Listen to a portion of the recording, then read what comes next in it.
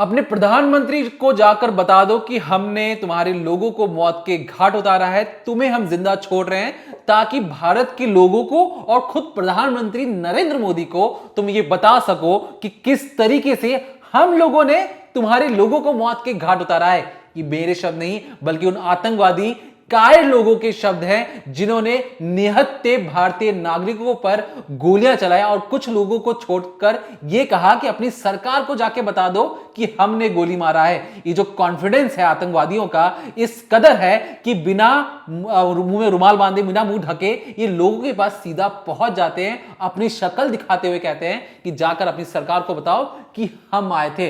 अब आपके मन में सवाल उठ रहा होगा, सुबह से आपने तमाम कई वीडियोस देख लिए होंगे, लेकिन ये जो आतंकी हैं ये सिर्फ और सिर्फ टूरिस्ट को निशाना क्यों बना रहे हैं और ऐसे वक्त में निशाना बनाने के पीछे इनका मकसद क्या हो सकता है? तो सबसे पहली चीज याद रखिए, जो प्रधानमंत्री नरेंद्र मोदी हैं वो सऊदी अरब के दौरे पर गए थे, जो वहां से वापस आ चुके हैं। तो ऐसे समय में जब प्रधानमंत्री नरेंद्र मोदी देश में नहीं थे तब निशाना बनाया गया।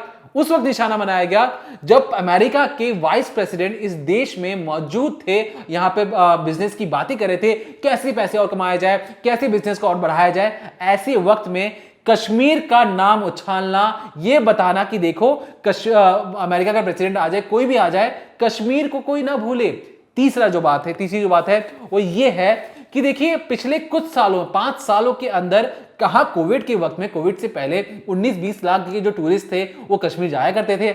महज 5 साल के अंदर टूरिज्म इतना बढ़ गया कि 2.5 करोड़ टूरिस्ट हर साल कश्मीर जा रहे हैं। अब 2.5 करोड़ टूरिस्ट आप समझेंगे कितना बड़ा हो सकता है? तो सोचिए, तो पूरी दिल्ली की जो आबादी है वो लगभग 2 करोड़ के आसपास है।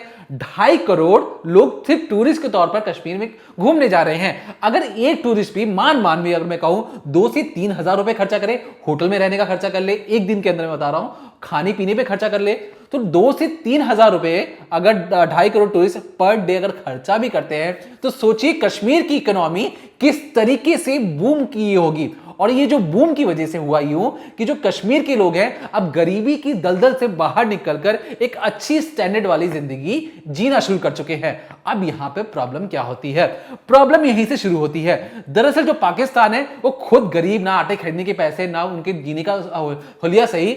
उन्हें लग रहा है कि जो कश्मीरी हैं ये हमसे कहीं आगे ना निकल जाएं। जब तक कश्मीरी गरीब थे तब उन्हें हम पैसों के लिए, पत्थर मारने के लिए बेबस कर देते थे।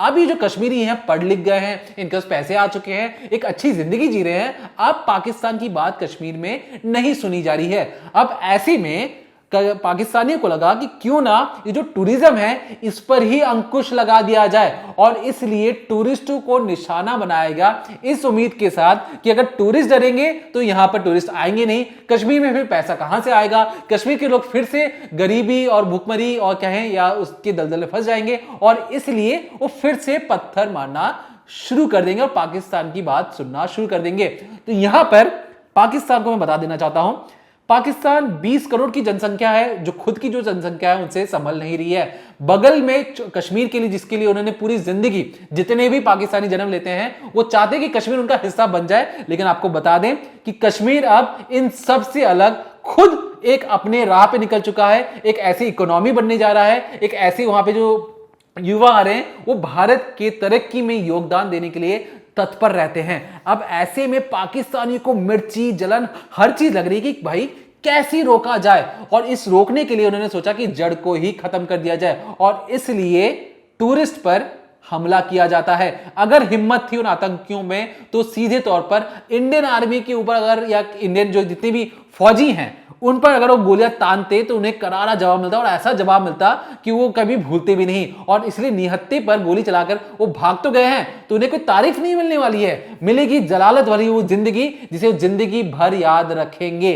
दूसरी चीज, जो नरेंद्र मोदी जब इस देश में नहीं थे तब हमला करने का मकसद ये था कि अगर इस वक्त जो प्रधानमंत्री देश में होते तो उन्हें फौरन ही कोई ऐसे एक्शन लेना पड़ता जिसकी वजह से उनकी जिंदगी जा सकती थी। इसलिए उन्होंने इंतजार किया कि कब जो प्रधानमंत्री नरेंद्र मोदी हैं देश से बाहर जाए तब वो हमला करें। तीसरी चीज, जो पूरी दुनिया में इंटरनेशनली ये दिखाने की जरूरत है कि देखो कश्मीर में किस तरीके से आतंकवाद फैल रहा है। इस आतंकवाद को जो चीज है भारत अंकुश नहीं लगा पा रहा है। इसलिए जो अमेरिका के जो वाइस प्रेसिडेंट थे, जो सेकंड इन पावर थे डोनाल्ड ट्रंप के बाद जो हमारे देश में आते हैं, उस वक्त ये हमला करवाया गया ताकि अमेरिका को भी पता हो कि कश्मीर भारत के कंट्रोल में नहीं है। लेकिन खुद डोनाल्ड ट्रंप, खुद जो अमेरिका के वाइस प्रेसिडेंट हैं, उन सब ने मिलकर ट्वीट किया है कि देखिए जो कश्मीर में जिस वक्त जो हालात चल रहे हैं, आतंकवादी हमला जो हुआ है उसे वो निंदनीय मानते हैं और भारत के साथ खड़े हैं। आतंकवादी को मंसूबा था कि अगर ऐसे हमले होंगे तो अमेरिका भारत को डांटेगा, लेकिन यहां तो उल्टा हो गया। खुद डोनाल्ड ट्रंप कह रहे हैं कि मोदी अगर चाहें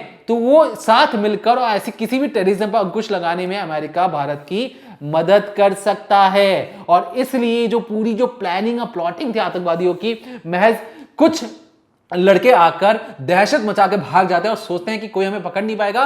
तो याद रखें, ये नया भारत है और ये भारत आपका पीछा कर कर, आप कहीं भी छुपे हो, ढूंढ कर निकाला जाएगा। और बहुत जल्द ये जो हंसने की तस्वीर जो खड़े हैं चार, ये हंसते हुए नजर नहीं आएंगे, खून से लथपथ, खून में नहाते हुए नजर आएंगे।